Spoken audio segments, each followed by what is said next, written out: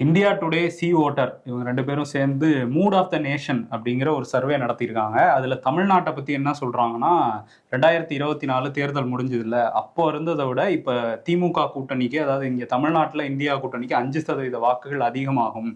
இப்ப தேர்தல் நடந்தா 52% வாக்குகள் திமுக வந்து கூட்டணி வாங்கும் அப்படின்னு சொல்லியிருக்காங்க. உடனே ஆஜராயிட்டார் ரகுபதி. பாத்தீங்கல்ல, அலை வீசுது, பெரிய நிறுவனம் சொல்லிருச்சுல்ல 2026 எங்க ஆட்சி தான் அப்படிங்கிறாங்க. அவங்க என்ன அதே நிறுவனம் வந்து என்ன சொல்றாங்கன்னா, 18% இருந்தா என்டிஏ கூட்டணியோட வாக்கு வங்கி வந்து 21% அதிகரிச்சிருக்கு. 23% இருந்த ஏடிஎம்கேவோட வாக்கு வங்கி 20% 3% குறைஞ்சிருக்கு அப்படிங்கிறத சொல்றாங்க. அதே மாதிரி அந்த சி ஓட்டரோட ஃபவுண்டர் யஷ்வந்த் தேஷ்முக் அவர் வந்து பேசும்போது என்ன சொல்றாருன்னா, விஜய் வந்து ஒரு மேஜர் ரோல் வந்து பிளே பண்ணுவாரு வரப்போற அசம்பிளி எலெக்ஷன்ல. 10-15% வாக்கு வங்கி அவருக்கு இருக்கு. இது வரும் வாரங்கள்ல அதிகரிக்கும் அப்படின்லாம் வந்து சொல்லியிருக்காரு.